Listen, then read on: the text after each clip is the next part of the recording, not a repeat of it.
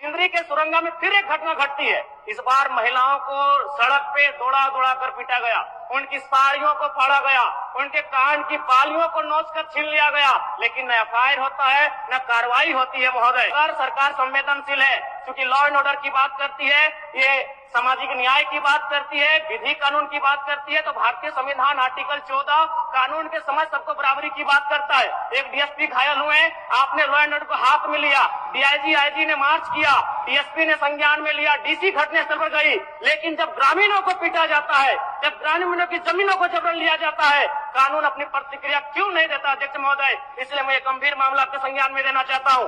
महोदय, बात है कि जिसके पास भूमि नहीं है, सरकार उसे भूमि आवंटित करेगी, लेकिन यहाँ दुर्भाग्य इस राज्य का कि जिनकी भूमि है, सदियों से, हजारों वर्षों से भूमि पर वो जोत खोल करते हैं, और आज लगता है कि ब्रिटानिया हुकूमत बरकरार है, ईस्ट इंडिया कंपनी का शासन इस राज्य में बरकरार है। आज इसी प्रशासन के जोर पर आज उनकी जमीनों का जबरन अधिग्रहण किया जाता है। मांडू का मामला को संज्ञान में लीजिए, सुरंगा का मामला संज्ञान में लीजिए, घोरा का मामला संज्ञान में लीजिए। अध्यक्ष महोदय, क्योंकि रोज रोज आपके डीएसपी घायल होने का इंतजार मत कीजिए। विधि के समक्ष अगर सब बराबर हैं, तो रेतों को भी जान जाती है, रेतों को भी चोट लगता है। इस मामले को संज्ञान में लेंगे। महोदय, मैं आगे कहना चाहूंगा, अभी वरिष्ठ नेता ने कहा लॉ एंड ऑर्डर, मैं मानता हूँ कि लॉ एंड ऑर्डर आपका है, लेकिन कहाँ अध्यक्ष महोदय? गांवों में, खेतों में, खलिहानों में, बालू और कोयला के खदानों में, माफियाओं की जेब में आपका लॉ एंड ऑर्डर है। महोदय, मैं पढ़ के बताना चाहूंगा, ओबी डंपिंग को लेकर भिड़ंत, फायरिंग, बमबाजी, रेती जमीन पर ओबी डंप किए जाने को लेकर पहले भी हो चुका है संघर्ष, चले थे गोली बम, मामला जीनागोड़ा का। देव प्रभा और सोर्सिंग के समर्थकों व ग्रामीणों में झड़प, पत्थरबाजी व फायरिंग, तीसरा थानेदार का हाथ टूटा।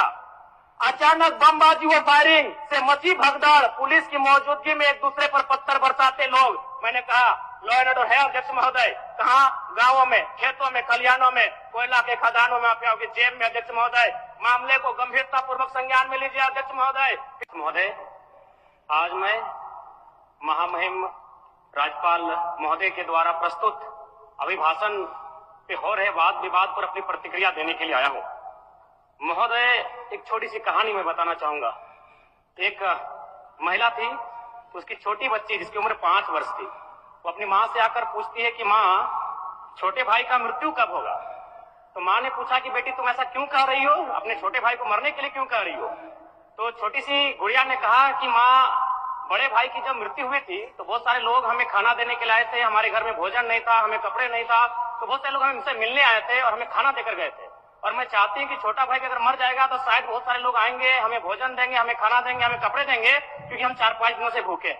महोदय, आज यही भाव कोयलांचल के हर एक रैयतों के घर में है कि जब भी हमारी जमीनों का अधिग्रहण होगा, जब कोई कंपनी हमारी जमीन का अधिग्रहण माइंस के लिए करेगी, और जब माफियाओं के द्वारा उन पर लाठीचार्ज होगा, उनके लठेज के माध्यम से उन पर हमला होगा, तो कोयलांचल के रैयत चाहते हैं कि साथ साथ में 2-4 IAS IPS को भी चोट लगे। क्यों लगे? न विगत कुछ दिन पहले बाघमारा में एक घटना घटी थी, हिलटॉप कंपनी का मामला था, डीएसपी महोदय घायल हुए थे, सरकार ने वीडियो कॉल से बात किया था, सरकार ने उस मामले को संज्ञान में लिया था, लेकिन ठीक उसके कुछ दिन बाद सिंदरी के सुरंगा में फिर एक घटना घटती है। इस बार महिलाओं को सड़क पे दौड़ा दौड़ा कर पीटा गया, उनकी साड़ियों को फाड़ा गया, उनके कान की बालियों को नोच कर छीन लिया गया, लेकिन न एफआईआर होता है न कार्रवाई होती है। महोदय, इसी प्रकार से आज एक मामला संज्ञान में आया है, मैं सदन को सचेत करना चाहूंगा, ये मामला मांडू का है। महोदय, मांडू के प्रभावित गांव बसंतपुर, पचड़ा, कोतरे, बालमहुआ, हुरदाग, रहवान, पचमो, इचाकडी, बरगैया, छोटाटा, लइयो, दनिया, यहाँ एक कंपनी है, उस कंपनी का नाम है पावर मेक लिमिटेड, और उसकी सहयोगी कंपनी अमर इंडिया लिमिटेड। इनके माध्यम से खनन का कार्य होना है। अध्यक्ष महोदय, विगत 2-3 दिनों से लगभग 500 की संख्या में महिलाएं धरने पर बैठी हैं। ये मामला मैं सरकार को आपके माध्यम से संज्ञान में देना चाहता हूं।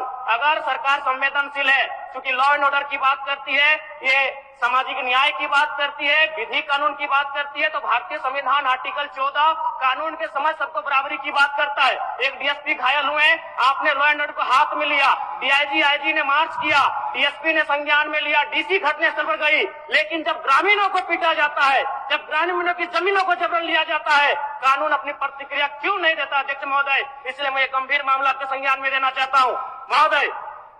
भारतीय संविधान आर्टिकल 301 कहता है, क्योंकि इससे पहले जो जमीन का मामला था वो हमारा मौलिक अधिकार था, लेकिन संशोधन करते हुए 300A में डाला गया है। वर्तमान वो हमारा मौलिक अधिकार न होकर संवैधानिक अधिकार है अध्यक्ष महोदय।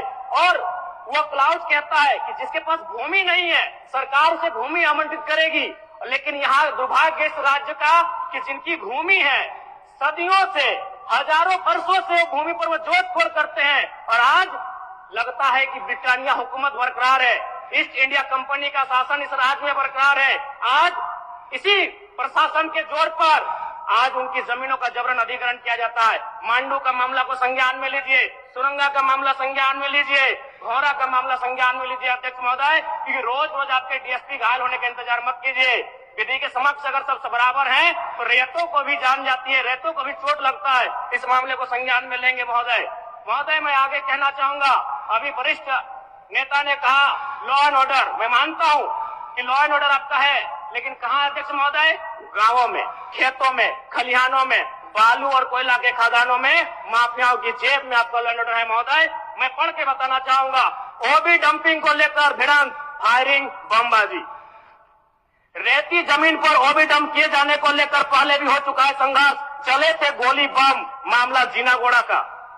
देव प्रभा और सोर्सिंग के समर्थकों व ग्रामीणों में झड़प, पत्थरबाजी व फायरिंग, तीसरा थानेदार का हाथ टूटा। अचानक बमबाजी व फायरिंग से मची भगदड़, पुलिस की मौजूदगी में एक दूसरे पर पत्थर बरसाते लोग। मैंने कहा लॉ एंड ऑर्डर है अध्यक्ष महोदय, कहाँ? गांवों में, खेतों में, खलिहानों में, कोयला के खदानों में, माफियाओं की जेब में अध्यक्ष महोदय। मामले को गंभीरता पूर्वक संज्ञान में लीजिए अध्यक्ष महोदय। फिलहाल मांडू के मैंने जिन गांवों का नाम जिक्र किया है, अभी भी 500 महिलाएं धरने पर बैठी अध्यक्ष महोदय। अगर सरकार इस मामले को गंभीरता पूर्वक नहीं लेती अध्यक्ष महोदय, तो बागमारा और झरिया जैसी घटनाएं मांडू में घटित होने में देर नहीं लगी अध्यक्ष महोदय। इसलिए मैं चाहता हूं कि इस मामले को आप संज्ञान में ले। दूसरी बात अध्यक्ष महोदय, मैं आपके माध्यम से एक अत्यंत गंभीर मामला संज्ञान में देना चाहता हूं। धनबाद जिला तोपचाची प्रखंड अंतर्गत पिपराडी गांव, आजादी के 78 साल बाद भी उस गांव की सड़क मुख्य सड़क से जुड़ नहीं पाई है। उनका मामला आता है अभयारण्य भूमि, सेंचुरी का भूमि का मामला संज्ञान में आता है। अध्यक्ष महोदय मैं सदन के माध्यम से सरकार से पूछना चाहता हूं कि पारासत पहाड़ में सड़क बन सकता है तो पिपराडी गांव में क्यों नहीं बन सकता है अध्यक्ष महोदय? पारासत पहाड़ में जिन लोगों की सड़क की जरूरत थी अध्यक्ष महोदय, चूंकि वह धनी लोग थे, वो संपन्न लोग थे, इसलिए पारासत के पहाड़ में जो कि सेंचुरी अभयारण्य है सड़क चली गई, लेकिन पिपराडी गांव सड़क नहीं जा पा रही अध्यक्ष महोदय। ये तोपचाची प्रखंड का मामला है, इसे संज्ञान में लेंगे। दूसरी बात अध्यक्ष महोदय, जो विषय मैंने कहा 300A में स्पष्ट है कि राज्य अपनी विधायकी शक्ति का उपयोग करके संपत्ति के अधिकारों को सीमित, कम या बदल कर सकता है। इसलिए आपसे आग्रह होगा, जो भी मामले भूमि संबंधित खासकर खनन क्षेत्रों से आते हैं, उसके लिए आप एक पोर्टल बनाए अध्यक्ष महोदय, एक शिकायत पत्रिका बनाए अध्यक्ष महोदय, क्योंकि मामला बहुत ही हिंसक रूप धारण कर लेता है। मैं उस क्षेत्र से आता हूँ, मैं कोयलांचल के क्षेत्र से आता हूँ अध्यक्ष महोदय। मैं रोज बमबारी, गोली, तमाम घटनाओं को देखता हूं, सुनता हूं अध्यक्ष महोदय, और आम व्यक्ति की कहीं सुनी नहीं जाती है। इसलिए आपके माध्यम से सरकार से मेरा आग्रह होगा, ऐसे विषयों पर सरकार गंभीर रहे। अगर गंभीर नहीं रहती है तो अप्रिय और अनहोनी घटना होने में देर नहीं लगी अध्यक्ष महोदय। धन्यवाद अध्यक्ष महोदय, बहुत बहुत धन्यवाद। माननीय सदस्यगण।